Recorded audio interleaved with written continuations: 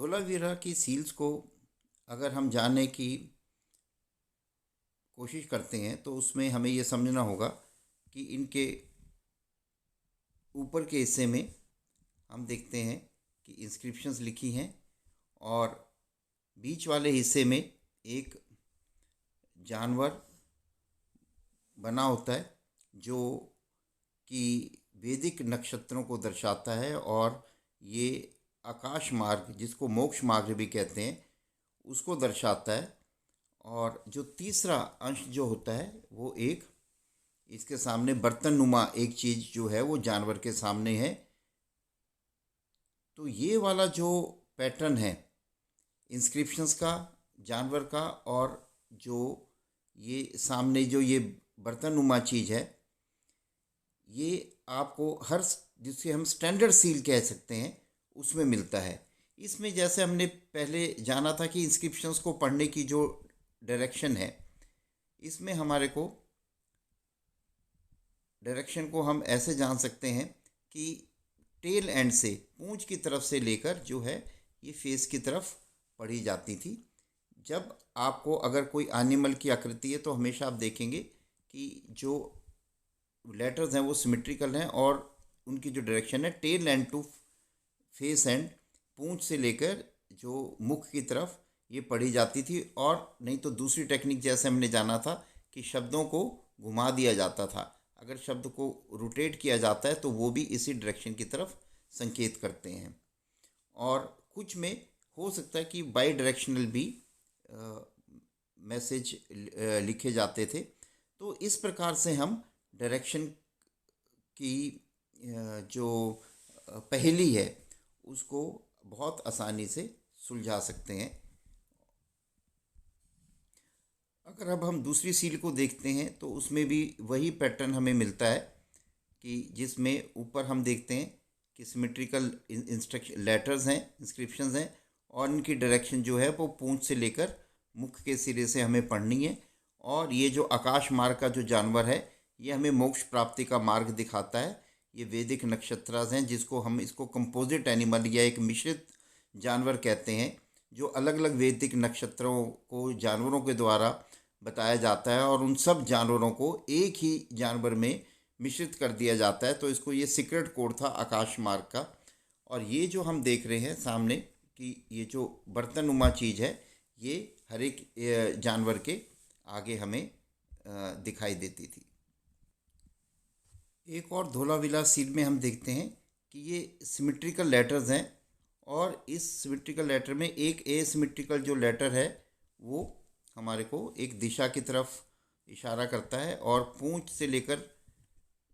सिर की दिशा की तरफ ये इंस्क्रिप्शंस, ये लिपि हमें पढ़नी है। और इसके हम देखते हैं कि इस लिपि के नीचे वो बर्तनुमा चीज़ जो है वो हमें फिर से देखने को मिलती है। ये बर्तनुमा चीज़, फिर जिसका इस बर्तनुमा चीज़ में हम देखेंगे कि एक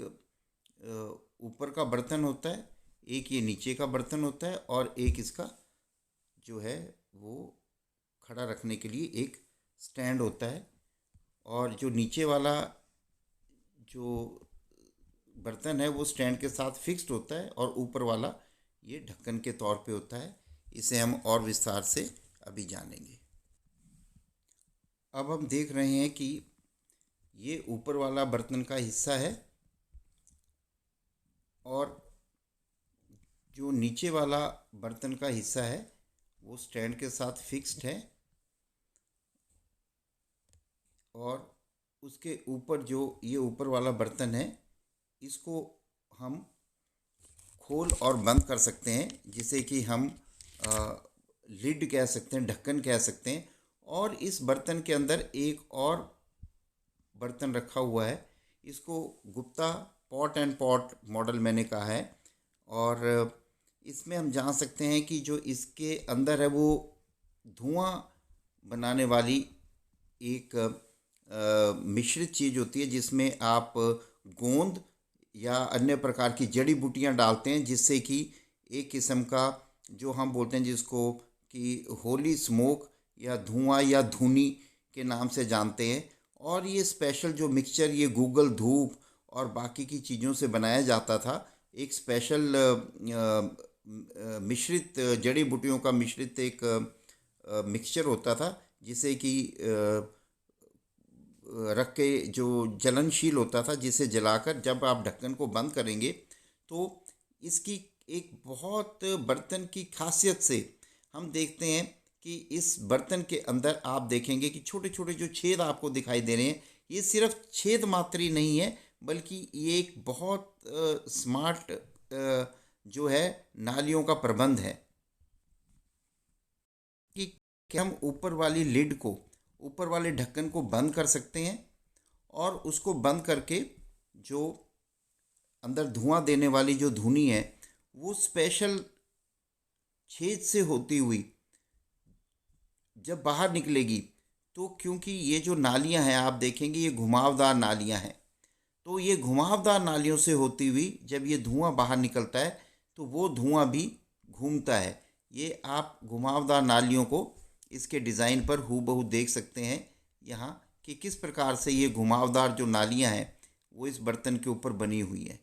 तो ये जो घुमावदार नालियों के जो पैटर्न हैं ये हमें सील पे भी इन्होंने बहुत अच्छी तरह से बनाए होते हैं, और आप देखेंगे इसमें भी ये घुमावदार नालियों के जो पैटर्न हैं वो बने हुए हैं। और ये बर्तन के अंदर थी, ये सिर्फ छेद मात्र नहीं है, बल्कि ये जो छेद हैं ये नालियों से अटैच है। और हमारे को पता है एरोडायनिक्स में कि अगर आप जैसे नालियों को टेपर करेंगे, पतली करेंगे, वो धुआं अपने आप एक सक्शन क्रिएट हो जाएगी और उस सक्शन के माध्यम से धुआं अपने आप खिंचता हुआ ऊपर की ओर उठेगा और घूम जाएगा। इस प्रकार से ये घूमता हुआ जो धुआं है ये एक, जैसे जिस प्रकार से मान लीजिए एक चक्री घूमती है, एक पंखा घूमता है, या हम मान ले एक जो हमारी जैसे जो चक्र घूमता है, उस तरह का जो धुआं है वो वर्ल जिसे हम कहते हैं वर्ल, वो भंवर वाला जो धुआं है वो पैदा हो जाएगा। अब इस धुआं देने वाली यंत्र का आप पूरा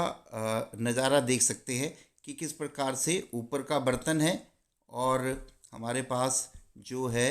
ये नीचे का बर्तन है, और एक पॉट इन पॉट मॉडल है जिसमें धुएं देने वाली जो मिक्सचर है तो उसमें रखा है, और किस प्रकार ये एक स्टैंड से फिक्स्ड है। यूजुअली ये चांदी का या सोने के बने होते थे, इसलिए आप देखेंगे काफ़ी हद तक ये चीज़ें अभी उपलब्ध नहीं है, क्योंकि उस सोने या चांदी को लोगों ने या तो पिघला दिया है या कुछ उसको अपनी प्राइवेट कलेक्शंस में रखा हुआ है। तो इस प्रकार से आप ये देखेंगे, और इसके अब बहुत छोटे छोटे वर्शन या लकड़ी के या बांस की लकड़ियों के वर्शन अभी उपलब्ध हैं, और अभी भी इनका जो है वो प्रयोग होता है। अब और हम इस एक वीडियो के द्वारा